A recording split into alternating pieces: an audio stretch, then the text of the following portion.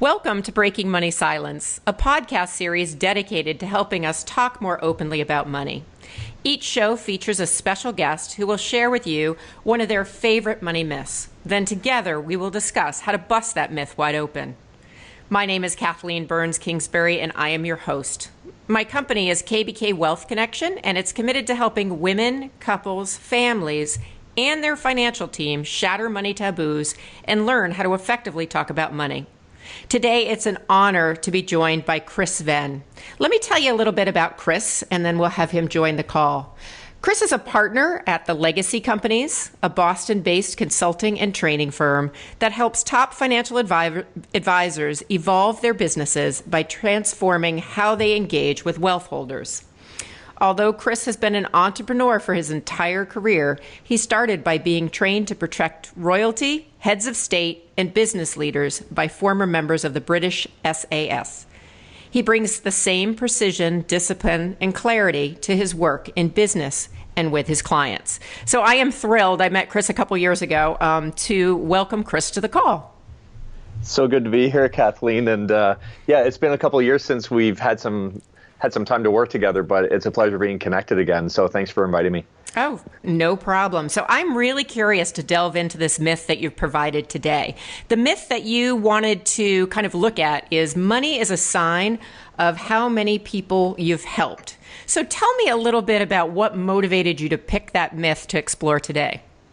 Yeah, actually, interesting question, because that myth was one that I actually deliberately picked back in the day when I decided to pick some beliefs about money. The fun thing about myth is always a blend of truth and story. And story could be code for BS or not true or whatever it is, right? But there's a portion of it that has truth to it, and sometimes there's a portion that doesn't. And so when I picked that one, it's not because I thought it was necessarily all true and that's the way the world works, but it had enough truth in it to make it one that I thought was going to work for me and was going to have an impact. And really, I had to pick it because I didn't have good reference points about money. When I was growing up, so I'm Canadian, and when I was growing up, literally half our floor it was made of dirt. And so when people talk about being dirt poor, I actually get that. Yeah. And dirt poor in Canada is not cool in the winter. Not a good thing. Sounds very cold. Yeah, it was cold. And so I didn't have a lot of good reference points. I had a fantastic family, loving family, but not a family that had a great reference points about money. And when I ended up doing executive protection, I was taking care of these ridiculously wealthy people. And so it was quite a contrast from what I thought about money. And I started looking at how people were behaving and literally selected a belief of money's a sign of how many people you've helped. Now, I think that can be true, and it's not always true. That's so fascinating. Thank you for sharing a little bit about your background, because it really kind of gives a context to this particular myth. Now, you said something that I totally believe, that there's always a little bit of truth in a myth, or there's a way in which it helps us, and sometimes there's a way in which it gets in the way. So can you tell me a little bit about how you think this myth might help you, and then, how it might get in the way, either for you personally, or I know you work with lots of people professionally around looking at money and success? Yeah, sure. In terms of how it's helped, it's been fantastic in a bunch of ways. One is that it's a very positive belief. Hey, money's a sign of how many people you've helped. So if you're going to have a reference point about money, that's kind of one that's smiley and positive and contributing in the world, and potentially a little bit naive as well. But part of what I've seen true through each of the companies that I've had or been a part of through the years is, quite frankly, anytime I haven't had enough money or I've wanted to create more money, my immediate question is, who else can I help? And when we come at things with a helping spirit and a helping heart, and also with the ability and the skills to actually make a difference and help somebody else out, money flows to purpose, which might be another myth, actually. But it moves toward that, and it creates opportunities to help out. And the more that you can help, the bigger the opportunity that can be there, and the bigger the company can be, and the bigger the impact on other people's lives, and the longer it can echo forward into time. And we see this with financial advisors that we work with. When they are even more helpful with their wealth holders, they tend to have a tighter relationship. They tend to do better business. It tends to last longer, things like that. So it definitely helps. I'm going to jump in. I'm going to jump in real quick, because my reaction is, first of all, that I love this money myth. I might have to adopt it. I'm not sure it's a myth because it's helpful. But the reason that it's resonating with me, I think, has to do with a lot of the women that I've worked with who have been female entrepreneurs in the past who have really struggled with selling. And so when you're looking for money, instead of something that might be more negative, like I have to sell my soul to make money, right, to go to the extreme, it's like, wow, who can I help? And it has you're right, it has a happy, smiley feel to it that then puts you in kind of a positive place, as opposed to looking at it as somehow money is bad. So that's really interesting to me. So do the second part. How does it get in the way, or how might it trip somebody up? Sure. I think that there's some benign ways to it. And I also think that there's some diabolical ways that it can trip people up. On the benign side of things, it's easy to want to just help so much that you don't end up invoicing. Right? It's just it's like, I just care about these people, and you connect with them, and I just want to help, and karma will sort this out, right? It all comes back to you, is another belief. And I think energetically that there's some value to that. Physics has some pretty good rules about that. However, it is easy to get to a spot where you're contributing so much that you're not actually taking care of the business of ensuring that the money is flowing as well. And there's a challenge that comes with that, and it's a little bit under the surface. And that's is that there's a time to do pro bono work. There's a time to be charitable. No question about that. Philanthropy comes from philanthropos, which means, loving humanity. And so that's good stuff. However, when someone receives something of value and they don't pay for it. So if I go to a store and I receive something of value, a bottle of water, and I don't pay for it, that's called theft. So in our professional careers, what happens is when we impose helping on somebody else and we don't allow them to be in exchange with us, we actually make them the thief. We make them the bad guy. And there's a way in which, if we actually really care about the relationship, and we care about the exchange of money, and we care about the impact that we want to make, it's important to make sure that the money flows as well, because otherwise the system's out of exchange, and it's just a matter of time before somebody starts feeling bad about it. Either they do because you keep helping all the time and won't accept that same gift back, or you because you keep helping but you never get anything out of it. I'm counting on karma to do that, but karma's in front of me with a checkbook and I won't receive it. So I think there's a couple of ways that it can play. Now, do you actually see that play out in the financial services industry? Because having come from the healthcare industry and working with a lot of really kind, caring, almost sometimes too generous mental health professionals, I saw that a lot. But do you see that in financial services as well? Yeah, and what's interesting is I think a lot of people wouldn't expect to see that. However, I think a lot of people don't really know financial advisors. I think they know what they think they know about advisors, but the vast, vast, vast majority of financial advisors who we work with have loving, giving, helpful hearts. They want to make a difference, and they've learned a skill set in the financial space, whether it's insurance or investment or in planning, long-term care, living benefits, whatever it is, where they can really make a difference in people's lives, and they want to make that difference, and they can be well compensated for it. However, I'll also see a lot of those advisors where they have such a desire to do that, where they'll actually start doing planning and solving clients' problems before that client has even become a client. So before they've given permission to kind of go down that path with you. Right. And so it's like, yeah, I know Kathleen and I get what's going on for her. And so I'm going to start building a plan for her, and I'll get more of the data later. And of course, they know they can't do the whole thing, but they start working on your behalf before you've even engaged. And And by slowing down and sort of altering the conversation at the very beginning of the relationship, the advisor can make sure that the exchange is very clean, because what can happen is that some people, regardless of industry, will use reciprocity as a sales tool. And reciprocity has very, very simple rules. It says first you give, then you receive. The psychology of reciprocity says that it doesn't even matter if you like me or if you asked for my help. If I give to you, you owe me. And that plays out around the world. Anthropologists have studied this all over the place, and culture after culture, it's true that way. And so what happens is that the risk is that when somebody helps out too much, you're creating emotional debt in the other person.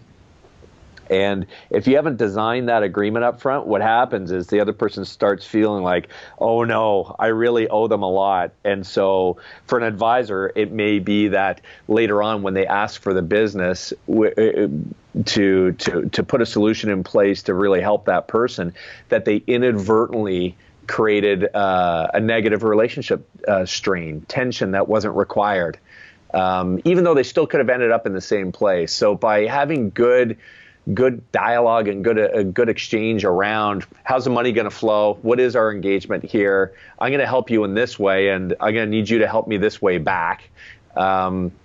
If we avoid those conversations up front, it actually creates more strain and tension later, and that initial helping heart and helping goal that's there kind of gets tainted along the way. Yeah, no, I've both seen that in the healthcare industry. I've actually had a situation with a CPA that I'm not sure if it was helping or his own money stuff. I think it might have been his own money stuff. Maybe he was helping. That's a nicer way of putting it. But being the person who was not billed but wanted to be billed, had to ask for the bill several times. It did create a real negative impression for me that could have probably cleared itself had we just discussed money up front. So that's really fascinating. Now, is that the diabolical? Because I think that's going to be my word of the day, diabolical. Or is there more that can come that's diabolical as a result of buying into this myth? Yeah, I think the real diabolical part of it is when where it's used as a cover story, where if it's not accompanied by a helping heart, then it starts to get, I think, diabolical, of the devil, right? I think it starts to get a little evil, where it's like, yes, of course I'm here to help Kathleen, and it's framed in a certain way. But if the person's heart's not lined up that way, I think it's a problem. It's in this conversation for the last couple of years around what's the source of all problems. And it was just more of a rhetorical, exploring kind of question, but I don't care what the problem is. If it's health, fitness, money, relationship, work, whatever, what's the source of all problems? And in some conversations with a few people, we kind of got it down to two things. And it's your proximity. So the first is your proximity or distance from the truth. So the farther we are away from the truth on something, essentially the more screwed we are. The worse it goes. You've got to be close to the truth to actually solve problems or avoid problems. And even that includes things that feel like out of our control. If there's a disease that's on the go in someone's body and they don't know it, that's a problem. That's worse than if a disease is on the go and they know it. At least you can respond to it. You can do something with it. So we're farther away from the truth. And that's true with money as well, which is why I love the conversations and dialogues you're creating with all these people about breaking the silence around money. You can't get at the truth if there's not a dialogue there. So the first is truth. But the other is your proximity or distance from love. And that can show up a lot of ways. In business, it could be simply professional respect. In other relationships, it's the more classical version of love. But the farther away we are from love, once again, the more screwed we are. The worse it goes bad. And so the only way you get that things seem to work out well is when we're very close to the truth and we're very close to love. So if I think about the diabolical side of things, if I'm using the truth of money is a sign of how many people you've helped, but I'm coming at it from a heart that is a long, long way away from actually wanting to help. It's a long way away from love in that case. But when I bring it close to those two things, you know what? People can tell. They know.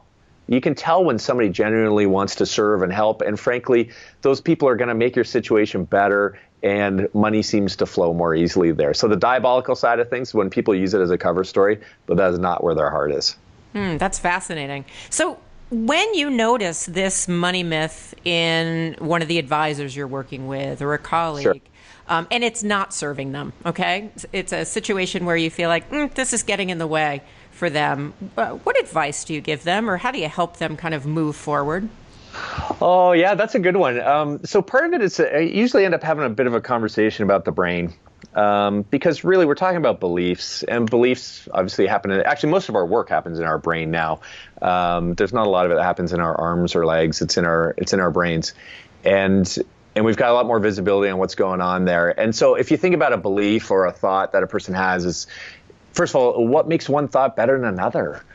That alone, as you start to interrogate that a little bit and look at our thoughts, really it tends to come down to, does that thought generate a predictable result? And so one of the things to look at is, what's the predictable result you're getting based on the behaviors, which of course are flowing from thoughts, and seeing if maybe we alter some of those thoughts. And then if we look at a belief, really a belief is a repetitive thought with some emotion tied to it. And so starting to really look into how well is that serving you? Because really the question is not, is it right or wrong, but is it working? Is it serving what you're trying to achieve? And is it being done in a way that's respectful or does no harm to others? Those are the places to look. And so we want to kind of look at what's underneath that and see if you can collapse the foundation of that thought a little bit and give them a new perspective on it. So that's typically where we go, is starting to look at what are the thoughts, what are the beliefs that are there. Like the challenge with the belief is that there's a portion of the brain called the reticular activating formation, and really it's the part of the brain that looks for what it's looking for. Right. So if you buy a new car, suddenly you see that car everywhere. It's because the brain knows, oh, this is important now. Well, now I'm tracking that, even though all those cars were there before. So if I have a belief of money is a sign of how many people I've helped, then that means that my brain is going to start to be attuned to who can I help. Oh, there's a person needs help. Oh, there's a person needs help. So you got to look at what's the thought that's there, and then what is the brain going to be looking for, and ask yourself, is that going to work? Is that going to serve you or not? If you're looking for people who aren't in too bad of a shape, or aren't in too bad of financial condition, then, now I'm looking for a negative. And so the brain doesn't do that very well. I got to look for a positive. It attunes to that faster and easier. So it's kind of pulling apart what's the thinking that's behind it. And then we've got to look at, was there a story behind it that's anchored to a lot of emotion? Because for me, there is. You'd be hard pressed to move me off that belief, partly because of the story that's behind it for me. But the other part is because I feel it works. Now, I also know there are people who create evil in the world, and they make a lot of money by burning people. And that is a way to make money. It's just not the way I want to do it. It's like, I guess you could be an arms dealer, but that's just not my gig. Right. And, That's right? good to know, Chris, now that you're on the show. So does that make sense? No, it absolutely does. And what I think that resonates for me, and I think will for the listeners, is the idea that what's the thinking behind it, right? So you have this belief. How does it serve you? How does it get in the way? And what's the outcome? And often it's not black and white. Like money as a sign of helping, the people you've helped can lead you and motivate you, especially if you're someone that has like I don't know if success, people who are successful are greedy, or you have some negative connotation about money. That can really help you put a spin on it that is very useful. I can also see, if the thought behind that is, in order to be a good person, I have to make a lot of money. So it shows that I've helped a lot of people. That could be problematic. Totally it could. Yeah. So I can see how it's a very similar philosophy to kind of ones that I've had in my book. And it's, as we both know, it's kind of cognitive therapy or behavioral change of, okay, so what's the thought? What's the impact of the thought? And then how do you reframe it just in the times where it doesn't serve you? Right? Right. So for the ones who aren't billing, it may be, money is a sign of how many people I've helped only if I invoice them. Right. And while that's not eloquent, or whatever the word is, it is something that's necessary. So I think it's really fascinating what you brought up, and it's certainly a myth that we haven't had before. So I really appreciate your input and your insights. What I'd love for you to talk a little bit about in the few minutes that we have left is, how can listeners find out more about you and more about the legacy companies? Oh, sure. So definitely a website's an easy place to look. So it's think-legacy.com. And we've actually just made a commitment that we're historically in businesses like ours, where it's training and consulting and some coaching work, a lot of the information is held back. Once you're a client, then we open up the treasure trove of brilliance and inflict that on people. But really what we're doing is we're taking a lot of our content and just making that freely available to, frankly, advisors or anyone else who wants to take a look at what we do. And the reason we're doing that is a couple things. One is we really do want to help. The second is we know that lots of people will read things or listen to things, and they'll get some ideas, but we're reluctant to act on things. And there's a ton of reasons why. And there's some great research that, the odds of a person making material change in their lives are 1 in 9, and that's even if it's life-threatening. Like we're just not wired up to do a lot of change, even though we live in an environment of constant change. So we just want to give that information, and anybody who wants to use it, go for it. And if you want us to help, and you're a financial advisor, that's our sweet spot. We're happy to do that. The other is I'm on Twitter at Chris Venn, or feel free to connect on LinkedIn. Awesome. Well, thank you so much for your time today. I know, having worked with your group a couple years ago, that it's a really good team, and the advisors that show up are really solid people, which doesn't surprise me after this interview. So, yeah, thank you. So thank you for listening to Breaking Money Silence. I'm Kathleen Burns Kingsbury, a wealth psychologist and author. And as you can tell, I'm dedicated to getting people to talk about money matters. For more information about the podcast or my books or speaking and services, please visit my website at kbkwealthconnection.com. And remember, together we can break money silence forever.